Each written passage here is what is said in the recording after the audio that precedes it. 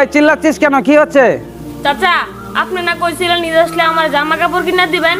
ঈদ তো আসা পড়ছে, আমার সব বন্ধু বান্ধব জামা কাপড় কিনালছে। আমারে কবে জামা কাপড় কিনা দিবেন? আরে বেটা, একেতেই তুই এতিম, এরপরে 3 বেলা তোরে খাওয়াচ্ছি, এই খাওয়াচ্ছি বড়াচ্ছি, এটাই তো আমার যথেষ্ট। আরে বেটা চা।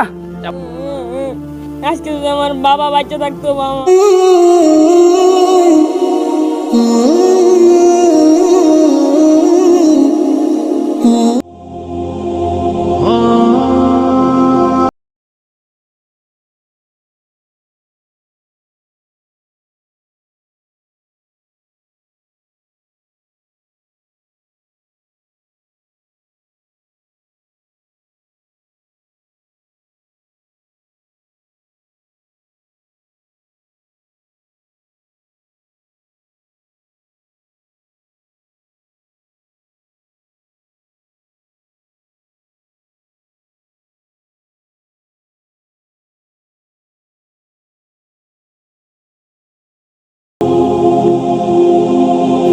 চাচা, চাচা, চাচা, চাচা, চাচা।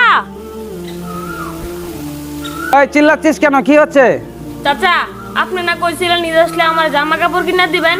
ঈদ তো আসা পড়ছে, আমার সব বন্ধু বান্ধব জামা কাপড় কিনালছে। আমারে কবে জামা কাপড় কিনা দিবেন? আরে বেটা, একেতেই তুই এতিম, এরপরে 3 বেলা তোরে খাওয়াচ্ছি, এই খাওয়াচ্ছি বড়াচ্ছি, এটাই তো আমার যথেষ্ট। আরে বেটা চা। আজকে যদি আমার বাবা বাচ্চা থাকতো, বাবা মা বাচ্চা থাকতো, তাহলে আজকে আমার জামা কাপড় কিনা দিল।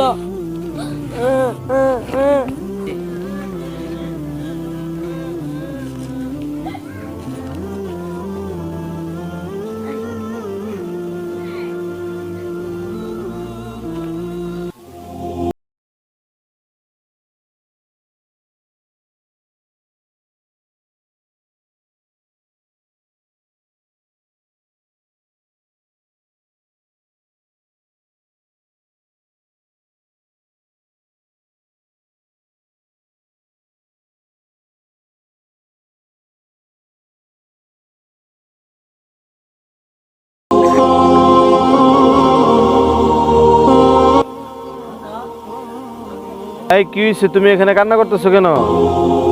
আমার চাচার কাছে ঈদে জামা কাপড় চাইছিলাম, তিনি আমার জামা কাপড় দিচ্ছেন না, উল্টো ঘর থেকে গাড় ধাক্কা দিয়ে বাইর করে দিছে। এই জন্য কান্না করতেছো? আর চিন্তা করো না, কান্না করো না, আমরা তো আছি, আমরা সবাই মিলে তোমার ঈদের জন্য নতুন জামা কাপড় কিনে দেবো, ঠিক আছে? এই তোমার কাছে টাকা আছে? দেখি কত টাকা আছে, তো তো তোমার কাছে আছে না?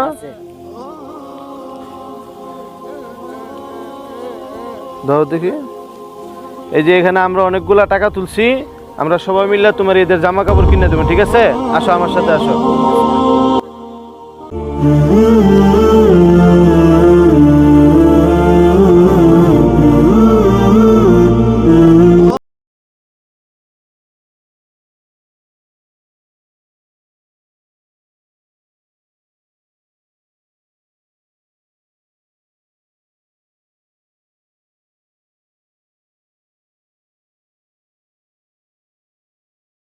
কি রাখছেন আল্লাহই ভালো জানেন।